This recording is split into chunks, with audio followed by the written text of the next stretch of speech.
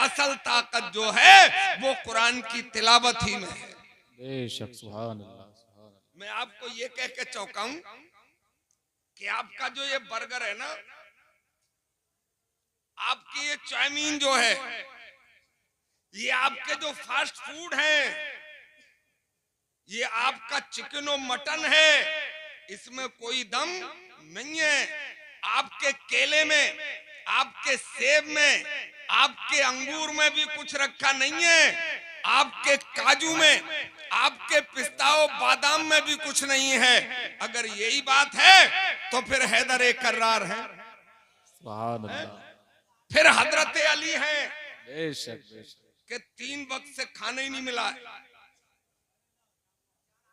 3 वक्त से खाना ही नहीं मिला है, और हाथ में जुल्फकार हैदरी है, और सामने कुफ्र का किलाए खैबर है, इल्लल्लाह का नारा लगाया जाता है, और किलाए खैबर के दरवाजे को उखाड़ दिया जाता है। इसका मतलब ताकत खाने में नहीं है, ताकत खौफे खुदाबंदी में है, ताकत इश्क़ मुस्तफा में है, ताकत 5 वक्ता नमाजों में है, ताकत कुरान की तिलावत में। सुभान अल्लाह, सुभान अल्लाह, माशाअल्लाह, माशाअल्लाह, सुभान अल्लाह, सुभान अल्लाह, सुभान अल्लाह। एक बार आप अखरोट तोड़ रहे थे, नहीं टूट रहा था, किसी साथी ने अर्ज किया, या अमीर अल मोमिनीन, ये अखरोट और वो बाबे खैबर, आपने उसकी तरफ रुख किया और इरशाद फरमाया, दूसरा कोई खैबर हो तो ले आ, फिर तोड़ दूंगा। बोले हजरत ये फिर अखरोट, आपने इरशाद फरमाया, ये इतनी सी बात तेरी समझ में नहीं आ रही है, इस अखरोट पे हाथ की ताकत का इस्तेमाल कर रहा हूं, और जब कोई कुफ्र का किला सामने आएगा तो फिर इश्क़ मुस्तफा की ताकत का इस्तेमाल किया जाएगा, और इश्क़ मुस्तफा की ताकत के सामने दुनिया की कोई ताकत कभी टिकती नहीं है। बेशक, बेशक, बेशक। अभी जो जंग चल रही थी ना इसराइल में और फिलिस्तीन में, असल वो इसराइल की जंग नहीं है, असल वो अमेरिका और फिलिस्तीन की जंग है। पूरी जवानी पे थी जंग, मिसाइल चल रहे थे, बम गिराए जा रहे थे, लाशें बिछ रही थी, बिल्डिंगों के परखच्चे उड़ रहे थे। उस वक्त मैंने दिल्ली की एक कॉन्फ्रेंस में कहा था, घबराओ मत, सिर्फ दुआ किया करो, क्योंकि अपना काम तो दुआ ही करने का है, अपनी औकात वैसे कुछ रही नहीं है। दुआ करो, 5 वक्ता नमाज पढ़ो, दुआ करो, और यकीन दिल में कर लो कि आज नहीं तो कल, कल नहीं तो परसों इंशाअल्लाह गेंद अपने ही पाले में आके गिरेगी। वजह यह है कि हक को हमेशा के लिए मिटाया जा ही नहीं सकता है, क्योंकि कुरान में रब्बे कदीर इरशाद फरमाता है, वकुल जाल हक वज़हकल बातिल इन्नल बातिला काना ज़हूका। बेशक, बेशक, सुभान अल्लाह, सुभान अल्लाह। और देख लो गिर गई गेंद अपने पाले में आके, एक के बदले में दुनिया की सुप्रीम पावर को 30 छोड़ने पड़ रहे हैं। ये जलवे कुरान की अजमत के हैं, सुभान अल्लाह, जलवे मुस्तफा जाने रहमत के इश्क के हैं। बेशक, बेशक, सुभान अल्लाह, सुभान। और मैं तो ये चैलेंज करता हूं कि बना लो डॉक्टर, बना लो इंजीनियर, जरूरत है इस चीज की भी, इंजीनियर भी चाहिए, डॉक्टर भी चाहिए, फलासफर भी चाहिए, और सियासी रहनुमा भी चाहिए, मगर मेरी अपनी मर्जी यह है कि बेसिक तालीम मदरसे में हो जाए कि वो डीएम बन के भी उसे ये एहसास रहे कि मैं डीएम बाद में हूं, पहले मैं गुलाम मुस्तफा हूं, डॉक्टर बाद में हूं, पहले मैं गुलाम मुस्तफा हूं। मकसद ये है कि इधर पुल का डिजाइन भी होते रहे, और अजान हो जाए तो मुसल्ला बिछाकर नमाज भी अदा होती रहे। सुभान अल्लाह, सुभान अल्लाह, माशाअल्लाह, माशाअल्लाह, सुभान अल्लाह, सुभान अल्लाह। और हमारी कहानी तो मदरसे से शुरू होती है,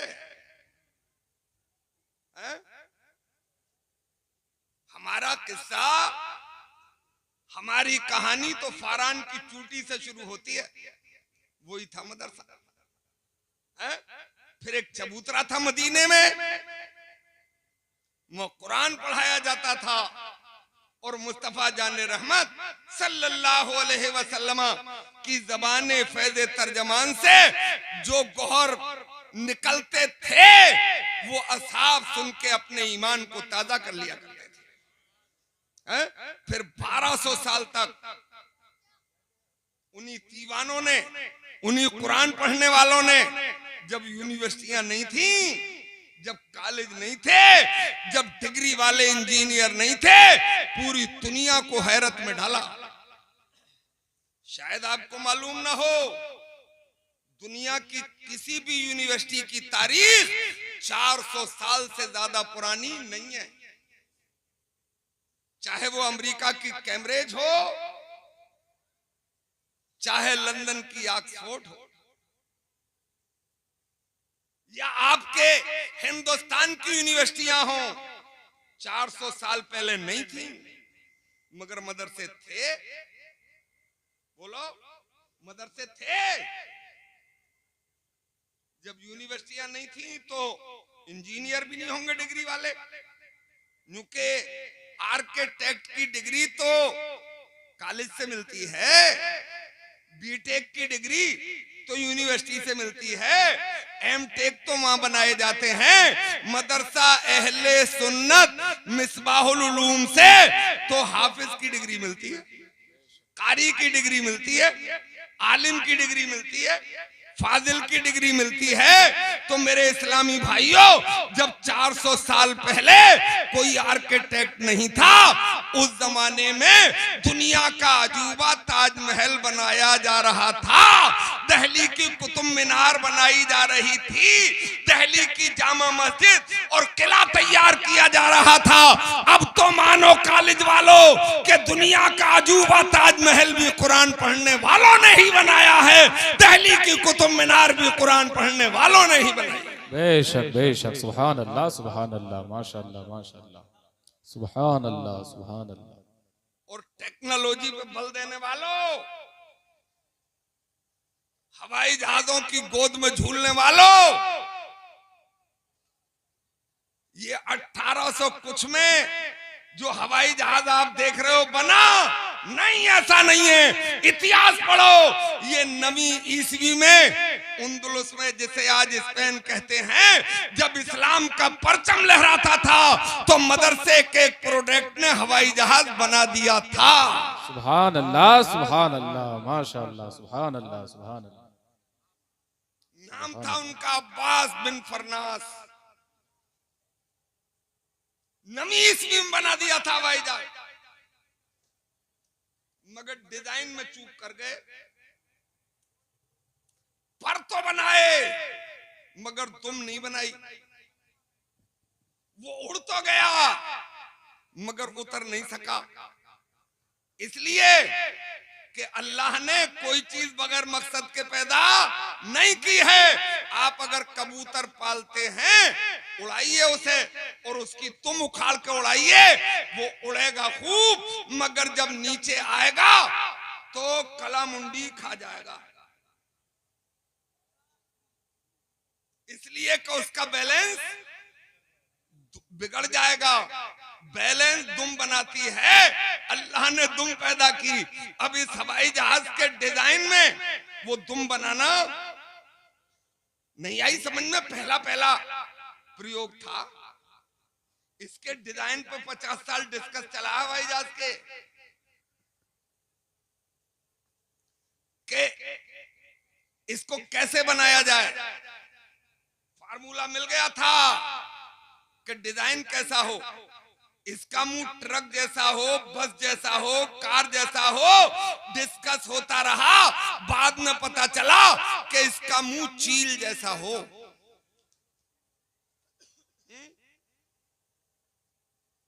तो जब वो उन्होंने हवाई जहाज उड़ाया और वो लैंड नहीं हो सका, क्रैश हो गया, जख्मी हो गए।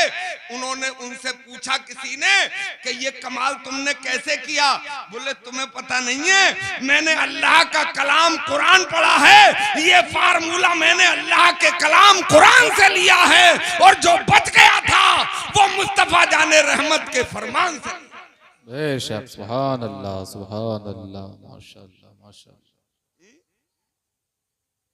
तो इसका मतलब पहला फार्मूला हवाई जहाज का भी कुरान ही के जरिए मिला, क्योंकि वो तलाश कर रहे हैं ना, वो खोज कर रहे हैं, और हम सो रहे हैं। और सोने वाले को क्या मिलता है ना? भाई मोबाइल दे दिया उन्होंने, चीखे के हमने पैदा किया मोबाइल। मैं उसे भी रिजेक्ट करता हूं, ये उन्होंने पैदा नहीं किया, ये उनकी तलाश है, इसका मूजिद भी मेरा परवरदिगार ही है। बोलो कैसे? आपने यहीं से नंबर डायल किया, पहली बात हो गई। अब कैसे? कोई तार जाता है यहां से वहां तक, अंडरग्राउंड कोई है? पहले तारों से पीएनटी हुआ करते थे, उनके जरिए आवाज जाती थी, अब जाती है बगैर तार के, बगैर किसी लिंक के।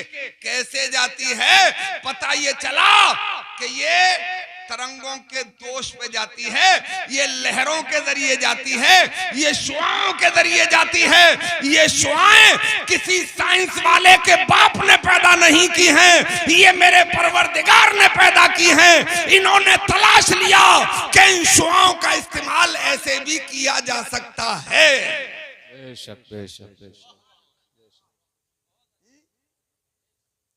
और ये हमने आज से 1400 बरस पहले मस्जिद नबी के मिंबर पर खड़े होकर हजरत उमर की शक्ल में हजारों मील पर अपनी आवाज पहुंचाने का काम किया था, बगैर किसी मोबाइल आले के या सारियल जबल कह के और हजरत सारिया ने हजरत उमर की बात सुन ली थी। सुभान अल्लाह, सुभान अल्लाह, माशाअल्लाह, सुभान अल्लाह, सुभान अल्लाह ना।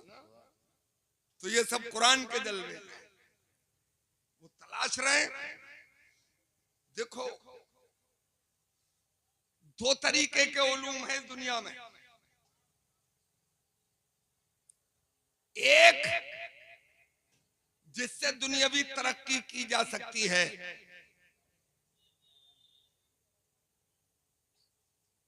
और गौर व फिक्र करके, ये केमिस्ट्री की किताबें पहले नहीं थी, ये फिजिक्स, जियोलॉजी, बायोलॉजी नहीं था। कुरान से पहले कहां था? ये लोगों ने गौर व फिक्र किया, केमिस्ट्री वजूद में आ गई, फिजिक्स वजूद में आ गया, बायोलॉजी वजूद में आ गई।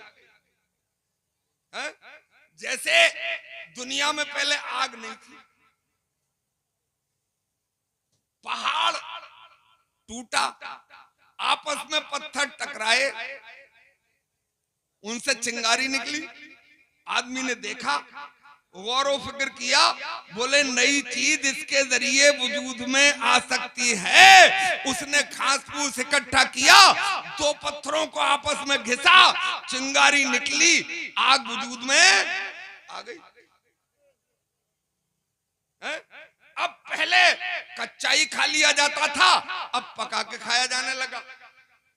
कुरान में बार बार है लअल्लकुम ततफक्करून, अल्लाह की निशानियों पे गौर व फिक्र करोगे तो रास्ते हमवार होते चले जाएंगे।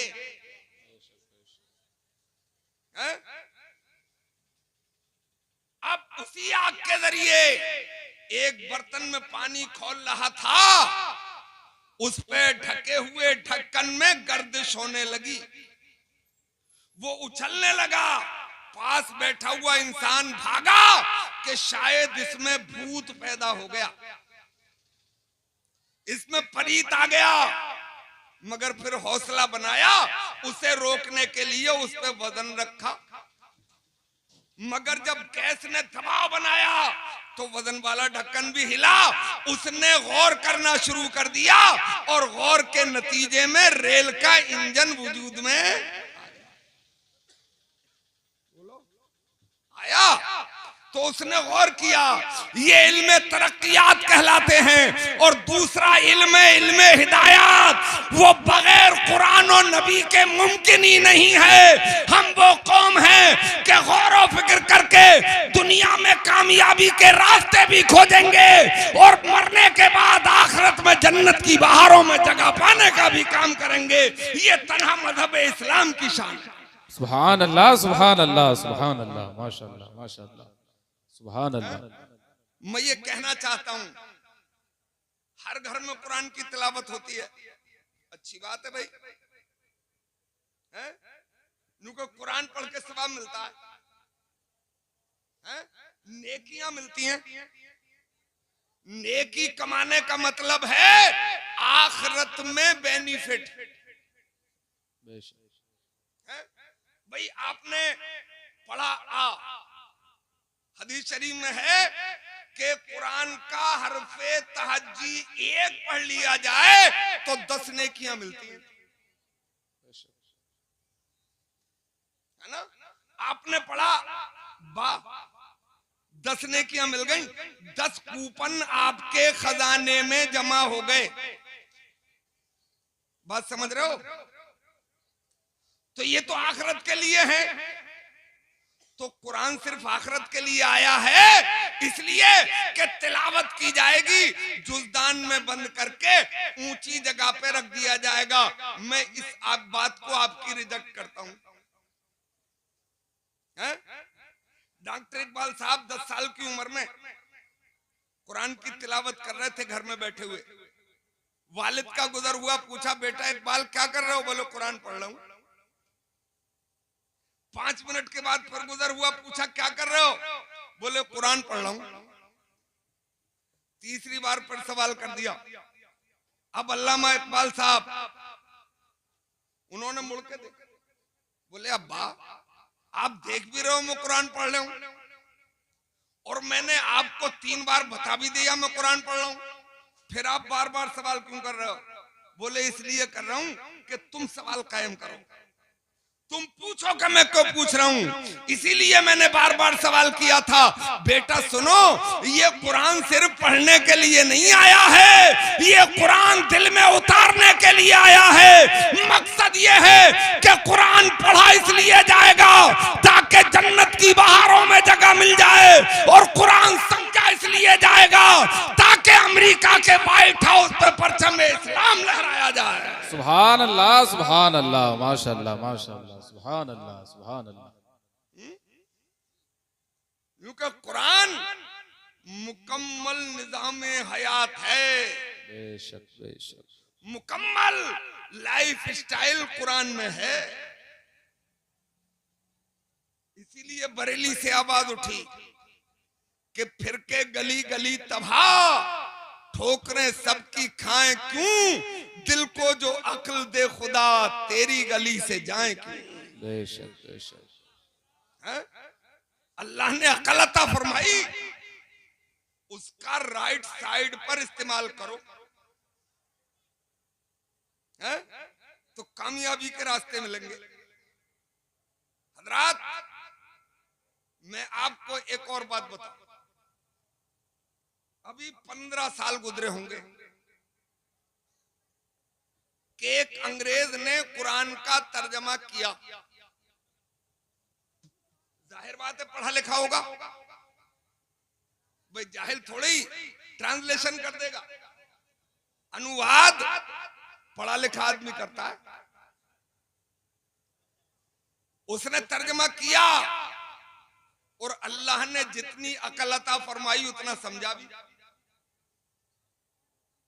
समझ के चीख पड़ा और बोला कि मैंने जो 15-20 साल कॉलेज में गुजार दिए बेकार थे, काश मैंने बचपन ही से कुरान को समझा होता तो मैं कॉलेज भी मुकम्मल कर लेता और अपना दिल भी मुनव्वर कर लेता।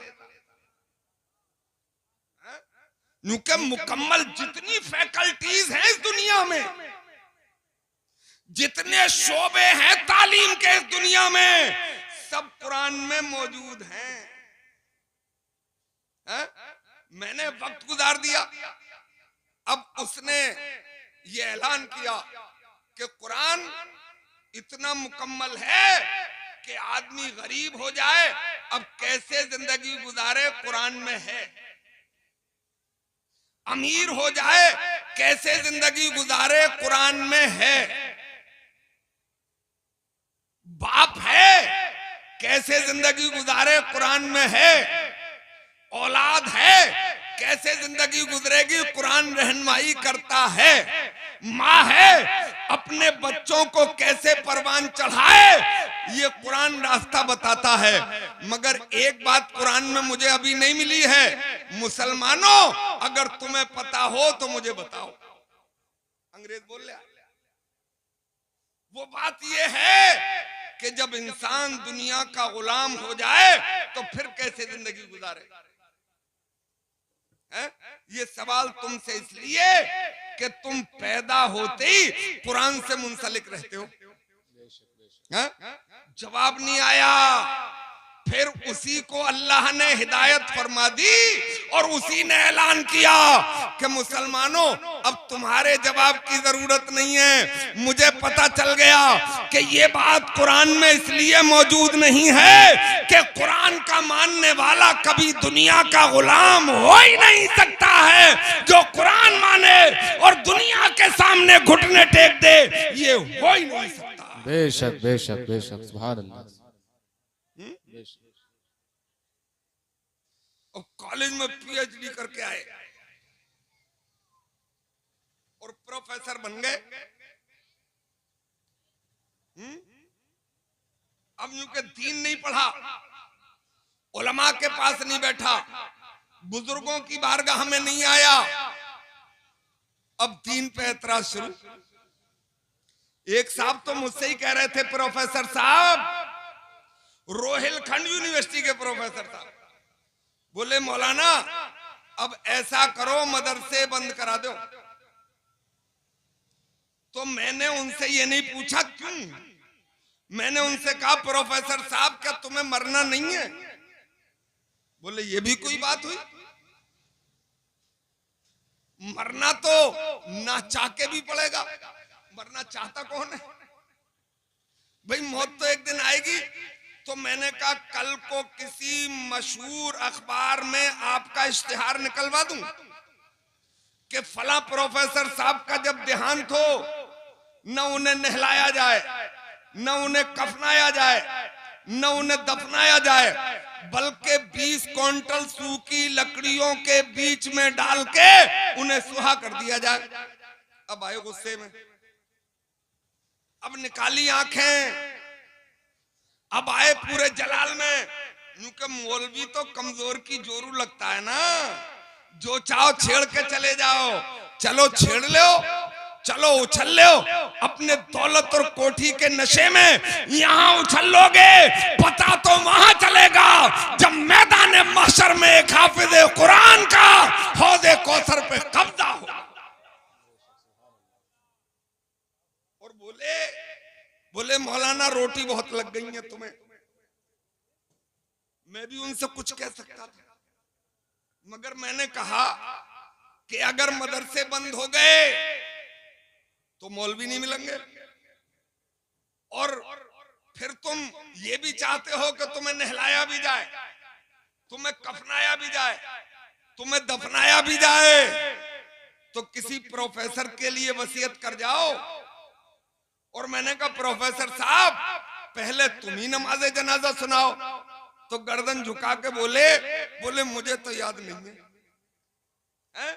मैंने पहली गेंद में मिडिल स्टंप उड़ गया, पहली गेंद में बोल्ड, मतलब चलोगे भी नहीं, कफनाए भी जाओगे, दफनाए भी जाओगे, नमाज़े जनाजा भी होगी। तो नमाज़े जनाजा के लिए तो मदरसे का प्रोडक्ट होना जरूरी है।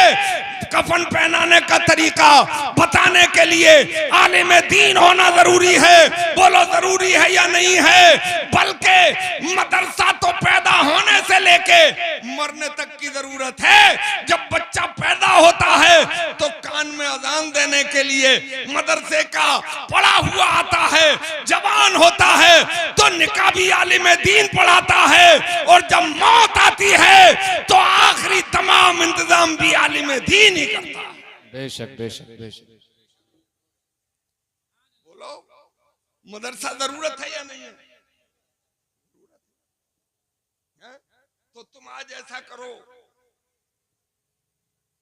तुम्हें अच्छा नहीं लगता तो ये कसम खा के जाओ कि हम मदरसे को चंदा नहीं देंगे। मत दो, दीन खत्म थोड़ी हो जाएगा। दीन तो अल्लाह का है, इसे तो खत्म करने वाले खत्म हो गए, मिटाने वाले मिट गए। मगर तुम मदद नहीं करोगे तो ये होगा कि मदरसे बंद हो जाएंगे। तो जानते हो जब मदरसे बंद हो जाएंगे तो पूरी की पूरी कौम तबाहो बर्बाद हो जाएगी। ये देख लिया है लोगों ने प्रैक्टिकल करके। तुर्की में जहां का तैयब उर्दुगान है, काम उसने भी अच्छा नहीं किया फिलिस्तीन के मामले में। चलो हमें क्या मतलब, मगर इसी तुर्की में एक हुक्मरान गुजरा है मुस्तफा कमाल पाशा, उसने मदरसे बंद करा दिए थे। आने वाले 50 साल में लोग कलमा पढ़ना भूल गए, कलमा ही भूल गए। क्योंकि कॉलेजों में कलमा थोड़ा ही सिखाया जाता है, कलमा तो हमारे मदारिस ही में सिखाया जाता है। नमाज न केमिस्ट्री में है न फिजिक्स में है, नमाज तो कुरान में है या फरमाने मुस्तफा ही में। बेशक सुभान अल्लाह सुभान अल्लाह, माशाअल्लाह माशाअल्लाह सुभान अल्लाह। जानते हो उस जालिम का अंजाम क्या हुआ? एक दिन मर गए, कब्र खोदी, दफनाए गए, जैसे ही उतारे गए कब्र ने ऊपर फेंक दिया। दूसरी जगह भी यही हुआ, लोग दहशत में आ गए। अब उसे कहीं ठिकाने तो लगाना ही था, जमीन पे लिटाकर चारों तरफ से 4 दीवारी कर दी गई है। इस्तांबुल में जाके देख लो, तारीख में पढ़ लो। इसका मतलब ये है परवरदिगार ये दिखाता रहता है जो हमारे दीन से टकराता है उसे हम नेस्तो नाबूद भी करते हैं और जलीलो ख्वार भी करते हैं। बेशक बेशक बेशक। अल्लाह ने प्यारा मजहब इस्लाम दिया, सुभान अल्लाह सुभान अल्लाह सुभान अल्लाह। सीधा सच्चा मजहब दिया, बेशक सुभान अल्लाह। मेरे दीदी भाइयों, मगर उसकी भी बाउंड्री बनाई, उछलने की इजाजत नहीं दी, बाउंड्री लगा दी कि इसके दायरे में रहना है। जो कुरान कहता है, जो दायरा कुरान ने बनाया है जिसे हुदूदुल्लाह कहा जाता है, अल्लाह की हदें ये हैं, इनसे बाहर निकलोगे तो मारे जाओगे। लोगों ने कोशिश करके देख ली, फिरौन जैसे ही बाउंड्री कूदा था दरिया में डुबो के मारा, नमरूद बाउंड्री कूदा लंगड़े मच्छर से मरवाया, शद्दाद बाउंड्री कूदा बनाई हुई जन्नत पे कैच कराया। ये कुफ्र उछलता है मगर अल्लाह कैच करा देता है। मेरे इस्लामी भाइयों, इन्हें भी उछलने दो, ज्यादा दिन तक नहीं उछल पाएंगे। इंशाअल्लाह झंडा तो इस्लाम ही का बुलंद रहेगा, झंडा तो कुरान वालों ही का बुलंद। सुभान अल्लाह, नारे तकबीर, नारे रिसालत, मसलके आला हज़रत। सुभान अल्लाह सुभान अल्लाह, माशाअल्लाह माशाअल्लाह, सुभान अल्लाह सुभान अल्लाह। आखिरी बातें कह रहा हूं, खत्म कर रहा हूं अभी।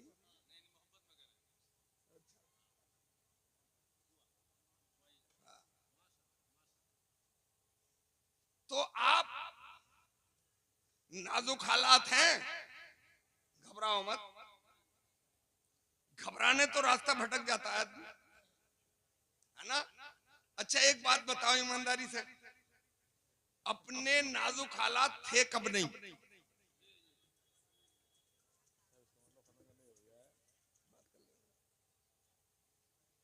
अपने नाजुक हालात थे कब नहीं? मक्के के हालात अच्छे थे? नहीं थे यार। कुरान पढ़ने वालों पे पत्थर मारे जाते थे, हैं? नमाज पढ़ने वालों पर ऊंट के ओज रख दिए जाते थे, हैं? कोड़े बरसाए जाते थे, छुप के नमाजें पढ़ने पर मजबूर किया गया था, आग के अंगारों पे लिटाया जाता था, हैं? चर्बी पिघल जाती थी। तो क्या इस हालात में जो दामने मुस्तफा में आ गया था कोई एक मिसाल है कि छोड़ के चला गया हो, रूगर्दानी कर दी हो, पीठ दिखा के चला गया हो? अब तुम ये कह के नहीं निकल पाओगे कि मौलाना हालात अच्छे नहीं हैं, पतली गली से यू टर्न मार के निकल जाओ। अबे जब हालात बिगड़ते हैं, जब हालात परागंदा होते हैं, इस्लाम की शान तभी बुलंद होती है, हक तभी लोगों के सामने आता है। मैंने तुम्हारे इतिहास में, तुम्हारी ही तारीख में ये पढ़ा है कि वो जालिम कोड़ों की बारिश तेज करते चले जाते थे और मुस्तफा के दीवाने अल्लाह के नारे बुलंद करते चले जाते थे, चर्बी पिघलती रहती थी और वो मोहम्मद रसूलुल्लाह के गुण गाते रहते थे। सुभान अल्लाह, सुभान अल्लाह, माशाअल्लाह, माशाअल्लाह, सुभान। और ये कह के गुजरते थे कि बुलबुल से बहरहाल नशे मन न छुटेगा, बरके तपा के खौफ से गुलशन न छुटेगा, माहौल अगर अपने मुआफिक भी नहीं है सरकार मगर आपका दामन न छुटेगा। वो सब मदरसे ही के तो प्रोडक्ट थे मेरे भाई, वो मदरसे ही के तो तालीम याफ्ता थे। उन्होंने केमिस्ट्री नहीं पढ़ी थी, उन्होंने फिजिक्स नहीं पढ़ा था, उन्होंने मैथमेटिक्स नहीं पढ़ा था, उन्होंने कुरान पढ़ा था, इश्क मुस्तफा का जाम किया था मेरे भाई। तभी तो उनकी शान ये थी, पनडुब्बी बनाने वालों तुम्हें क्या पता मेरे भाई, स्टीमर बनाने वालों तुम्हें क्या पता, ये मादी ताकत के आले हैं जो आप समंदर के अंदर चलाते हैं, समंदर के सीने पे दौड़ाते हैं। ये तुम आज कर रहे हो इसलिए कि हमारा कुरान आ गया है। मुस्तफा के दीवानों ने आज से 1400 बरस पहले समंदरों की लहरों पे घोड़े दौड़ा के ये बताया था कि जो हम कर सकते हैं वो टेक्नोलॉजी वाले नहीं कर सकते। बेशक बेशक बेशक। कयामत तक घोड़े दौड़ा के दिखाओ समुद्रों की लहरों पे। तभी डॉक्टर इकबाल बोले थे कि दश्त तो दश्त हैं, दरिया भी ना छोड़े हमने, बहरे जुल्मात में दौड़ा दिए घोड़े हमने, दी अदाने कभी यूरोप के कलीसाओं में, कभी अफ्रीका के तपते हुए सहराओं में, शान जस्ती न थी नजरों में जहांदारों की, कलमा पढ़ते थे हम ही छाओं में तलवारों की। बेशक बेशक बेशक। और टल न सकते थे अगर जंग में अड़ जाते थे, पांव शेरों के भी मैदान से उखड़ जाते थे। बेशक बेशक। हाँ? ये कुरान के जलवे, ये साहिब कुरान। आप गौर करते रहा करो, आज से 800 साल पहले एक किताब लिखी गई थी, उस किताब का नाम है अल कानून। भाई क्या नाम है उस किताब का? अल कानून। किताब के राइटर हैं अबू अली सीना, बुखारा के रहने वाले थे जो उज्बेकिस्तान में है, रूस से सटा हुआ एक मुल्क है। जब कम्युनिज्म आया था और जब रूस सोवियत संघ बना था तो ये उसमें शामिल हो गया था। आज अल्लाह के फजल से आजाद मुल्क है ना। बुखारा के रहने वाले, उन्होंने लिखी अल कानून अरबी में। जानते हो उसका एक हिस्सा है मेडिकल साइंस पर, दूसरा हिस्सा है इंजीनियरिंग साइंस पर। 800 साल पहले लिखी थी। दुनिया की हर जबान में तर्जमा हुआ उसका। आप अमेरिका जाना कभी, क्योंकि आदमी का मिजाज है पिकनिक, पहले मदीने जाना। अल्लाह तौफीक दे दे तो करबला भी जाना, बगदाद मोहल्ला भी जाना। मगर यार अमेरिका भी तो इसी जमीन का हिस्सा है, एक बार वहां भी जाना। वहां की राजधानी वाशिंगटन में जाना और उसके भी मेजर हॉस्पिटल में जाना। मेजर हॉस्पिटल के मेन दरवाजे पर नजर उठा के देखना, ऊपर लिखा है अल कानून, नीचे लिखा है अबू अली सीना। वाह वाह, सुभान अल्लाह, माशाअल्लाह माशाअल्लाह।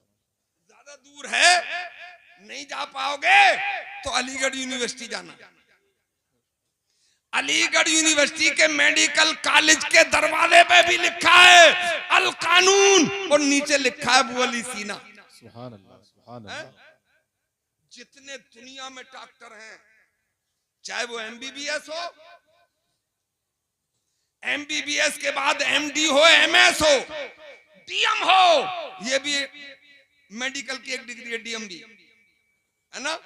आपका बीयूएमएस हो, बीएमएस हो, अल कानून से पहले नहीं थे। जितने इंजीनियर हैं अल कानून से पहले नहीं थे। उनसे पूछा, इतनी कामयाब तरीन किताब जिसके जरिए मेडिकल खुले, जिसके जरिए इंजीनियरिंग कॉलेज खुले, तुमने कैसे लिखी? मुंह भर के कहा था, मैंने अल्लाह का कलाम कुरान पढ़ के लिखा। सुभान अल्लाह, सुभान अल्लाह, माशाअल्लाह माशाअल्लाह, सुभान अल्लाह। और ये जंग के आले, पहला मिसाइल अमेरिका में नहीं बना, लंदन और फ्रांस और जर्मनी में नहीं बना, पहला मिसाइल हिंदुस्तान में बना। ये झूठ बात है कि APJ Abdul Kalam missile man है। मिसाइल तो सबसे पहले टीपू सुल्तान ने बनाया था।